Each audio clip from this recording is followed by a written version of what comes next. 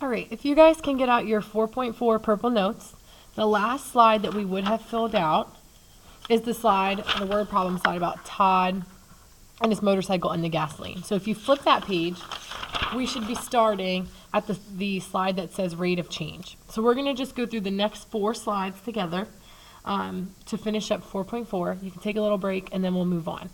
So for this, we're talking about rate of change, which really is the same thing as slope. It's just in context of a word problem. So it compares the change in one item due to a change in another. Same as slope, except in a word problem. The table shows the number of days you keep a rented movie before returning it and the total cost of returning it. Find the rate of change in cost with respect to time. So what that's saying is we're basically finding the slope between these values. Time, days, is going to be my x. Total cost in dollars is going to be my y. So if you think back to slope, our slope formula was always y2 minus y1 over x2 minus x1.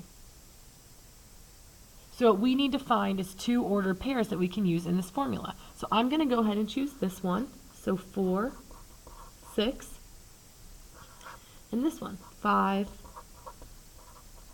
825, or 825. So when I do my slope, if you guys think back to that formula, I know it's been a whole weekend. It's x1, y1, x2, y2. I'm going to subtract my y. So 8.25 minus 6 over 5 minus 4. 8.25 minus 6 is 2.25 over 1. So there's a $2.25 change in cost for every 1 day that you don't return your movie. So notice it's the same as slope, it's just in the context of a word problem. I chose these 2 points. If we chose this one and this one, or this one and this one, we should get the same answer. So now we're going to move on to this next problem. It says John would like to see how much on average he saved per month for the year. So John wants to know the rate of change per month. It says, what is the slope of the line? So if we look at this, let's take a look from this point to this point and find the slope. Notice the ordered pairs are there for us. 0, 300, and 12, 1500. So let's look at what is our rise. Well, from 300 up to 1500, my rise, if we're doing rise over run, my rise is 1200. My run, if I'm going from 0 over to 12, is 12. If I simplify that, I get 100 over 1. So my slope of my line from the graph is 100 over 1. If I look at my units, my rise was the number of dollars. So I know that's $100 for every 1 month. Now, rate of change is actually the same exact thing. The rate of change, we can say, is $100 over 1 month. So really the only difference, even though there isn't much of a difference, is here if they want the slope of the line, you don't necessarily need the unit. But if they ask rate of change, then you know they're talking about the units in that word problem. Then it says, what does the rate of change mean? Exactly what I have here is what it means. It's $100 per month.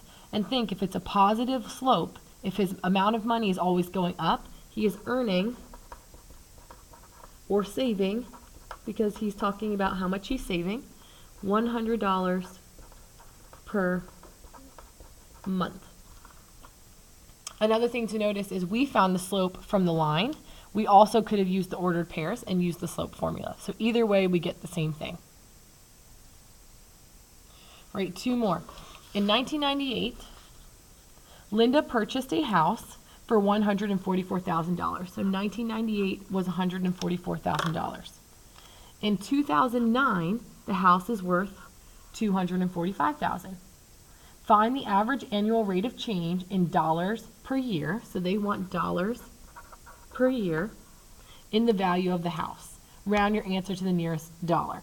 Now there's this note here that says let x equal 0 represent 1990. And we're just going to ignore that, because I think that makes it harder than it needs to be.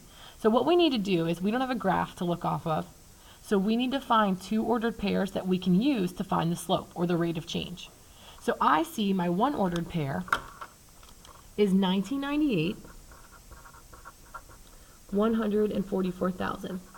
So in 1998, she paid $144,000. The other ordered pair I see is 2009, $245,000. So there are my two ordered pairs. And yes, these numbers are a bit big, but the slope formula will still work.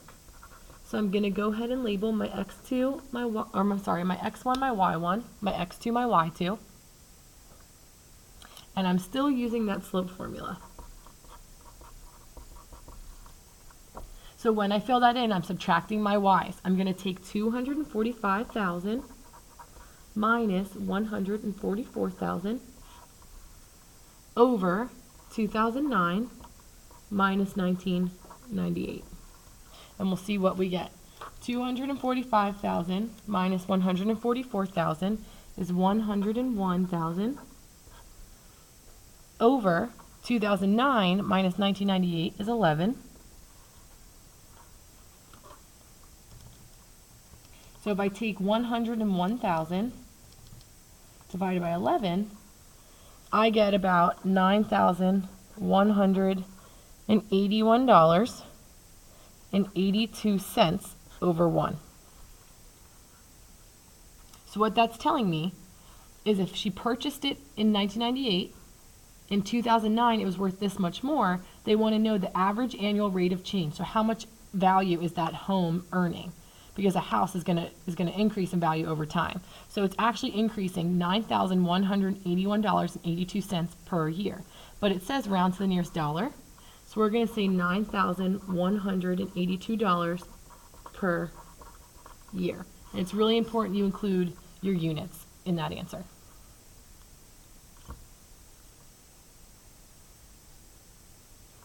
And this last one, we're actually going to skip, I just realized, because this picture isn't very good. So it's going to be a little hard for you to tell what the numbers are and what the slopes are just from that bad picture. So at this point, what I want you to do is you can put these notes away. You can take a quick break, maybe like 3 to 5 minutes before you go on to the next notes. Now, when you get to the next notes, the faster you get through that, the faster you get to the practice, the less homework you're going to have. So don't be too relaxed during your break. Try to get back to work once you take a few minutes to yourself.